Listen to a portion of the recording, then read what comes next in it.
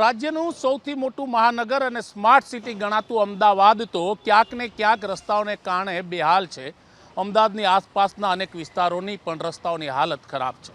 સાણંદ જે ઔદ્યોગિક એક શહેર તરીકે હવે ગણતરી જેની થાય છે, તે સાણંદ શહેરના આ બાયપાસ રોડનો જે સાણંદને જોડતો મુખ્ય કનેક્ટિવિટી રસ્તો છે, તે તમે જોઈ રહ્યા છો કે તેની હાલત શું છે।